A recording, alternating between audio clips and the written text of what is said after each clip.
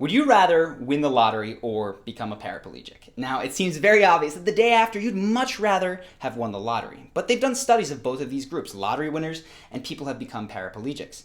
And what they find is that after 1 year, they both rate their lives as the same amount of happy. Now, this is called the impact bias. The fact that we think obviously the lottery winner is going to be much happier is due to our tendency to overrate both the intensity and the duration of the happiness that we'll experience when we get what we want. Now, this wouldn't be a big problem if it were just a quirk of lottery winners, but it's all of us, right? I'm sure you've had the experience. Maybe you went out for a job or got a promotion that you were desperate for. And when you finally got it, you spent a few weeks really happy with it, and then it was just everyday drudgery, right? It stunk. Or there was a product that you needed. It was the iPhone, a car, a new watch. And for the first couple weeks, yes, every single time you touched it, you felt good. But then after a while, it just started to blend in with the rest of the things in your life. This is very common. The things that we pursue take a lot of time and energy, but the happiness that we get out of them is minuscule. Now, this is a trap that I want to help you avoid. I've spent literally years studying happiness, the people who have it, the people who don't, and then applying those lessons to my own life to see which actually work from experience. And what I can tell you from my own experience is that there is this thing called a happiness ladder, and there's 5 rungs to it. If you focus on the bottom rungs of this ladder, you're almost guaranteed to not find happiness, no matter how successful you are at getting the things that you pursue. But when you focus on the upper rungs of the ladder, you're almost guaranteed to find happiness that lasts. So what I want to do is hopefully in this video help you skip ahead to those higher levels so that you don't get stuck with the things that are basically guaranteed to make you live a miserable life. So the first thing is this. The bottom of the rung that we all tend to start with when we're younger is stuff, right? When I was little, I wanted the red Power Ranger. And then when I got the red Power Ranger, I wanted the new video game. And then after the video games, it was the car, and on and on and on. And the truth is, stuff is nice. These things made me happy. But none of them, no matter how many video games or Power Rangers I had, led to any sort of lasting happiness. And that's true of all stuff. Stuff is nice, it's necessary, but it cannot create lasting happiness. And the problem with stuff is that it's very, very easily corrupted. There's so much advertising. We oftentimes will buy stuff to brand ourselves. And this is where we are almost guaranteed unhappiness. This is like -1 on this ladder. If you're buying things like expensive branding, clothes, jewelry, cars, electronics, whatever, for the sole purpose of being perceived in a certain way by your peers, then you are in trouble, because then your happiness is dependent on the opinion of other people, and that is always a precarious position to be in. That will lead to unhappiness. So as quickly as we can, most of us realize that we need to get out of stuff if we want to be happy. We need to move to the next level. And the next level for many of us is experience, right? So all of a sudden, rather than spending our time to accumulate things, we want to see the world. And I see experience gone wrong most often in people who are first-time backpackers. They want to travel, but they don't want to do anything deeply. They want to go for 30 days and see 25 different cities, right? They want to see every monument, take every picture, eat a local dish once, and then get back on the airplane as soon as they can so that they can tell their friends all about it.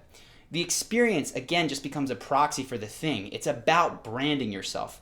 This is when experience goes wrong. Experiences can be amazing, just like stuff. I love escape rooms. I don't take pictures of all of them. I do them for me and to spend time with my friends. If you haven't do an escape room. They're amazing. But if you are focused on an experience simply for the Instagram photo, that's a problem. Not long ago, I went on a hike with a friend of mine. And it was a 45-minute hike, and all the way up, she complained. It was the heat. It was everything was wrong with this hike. We didn't have enough water, the time of day. We finally get to the top, and then for 3 minutes, she was all smiles when the camera came out. She took yoga poses, this pose, that pose, different combinations of people, probably 60 different pictures, and then posted a couple of them and felt good about those pictures. If that reminds you of yourself or anyone you know, you're spending your life for the photo that you get or the story that you get, cut it out. You are guaranteed to be unhappy because you're going to spend 45 minutes feeling miserable and then 3 happy and then finally living vicariously through the likes that you get on social media. That cannot lead to happiness. After experience, we tend to move up to the next level. And I see a lot of people here. This is where I spent a lot of time myself. It's great. Growth. So the first time I went abroad was when I was in college, and I did exactly what I said. I went to Spain, I took all my student loan money, and I traveled like crazy. In 3 months, I saw 6 different countries, went to a ton of different cities, got tons of pictures, saw wonders of the world. It was really cool. But when I got back, I couldn't speak Spanish. I didn't really know anything about the culture, and I had not made a single Spanish friend. So after that, I said, you know what, I'm going to do something differently. This time, I'm going to Costa Rica. It's a way less exciting sounding program in a small town. It's not even on the beach. And I'm going to enroll directly into the local university. Now, I don't have as many pictures. I didn't see any wonders of the world. I didn't even leave the country in the 10 months that I was there. But while I did that, I learned Spanish. I learned to dance salsa. And I made local friends. And I wouldn't trade that experience for anything. And even more than that, the person that I became, the fact that I can now enjoy going out salsa dancing years later, I can communicate with someone in Spanish, that impacts my life often. Growth is the first rung that I think leads to lasting, ongoing happiness. But it's not the end-all be-all, because I got kind of obsessed with this for a time. Self-improvement can be addictive. If you're on this channel, maybe you've gone through all of our videos and you're like, I gotta get better, and I know that feeling. But I've had days where they were perfect on a self-improvement standpoint, right? I spent no time doing TV, no time on the bad things, and like 10, 12 hours solid practicing music, language skills, building my business, going to the gym, all good things for me, but still felt a little bit empty at the end of the day. And what I realized is that every single day that I have needs to have some form of connection or contribution. This is the fourth rung, and I think that this is where people really, really want. The whole thing with the branding and the status, a lot of that is really just a stepping stone for what we truly desire, which is to connect with other people. But we don't think we're enough. So we think if we have these clothes, then we'll be enough. Or if we have interesting stories, then we'll be enough. Or in my case, if I'm a cool enough, well-rounded enough person with all of these hobbies and activities that I'm good at, I will be enough to connect. And what I'm here to tell you is that you can shortcut that. You can connect, you can contribute today. Your time, your attention, your praise, your focus, that can be enough for some people, right? To make friendships, that is plenty. Now, continue to grow, continue to accumulate some things. Do you have those experiences? Those are all important.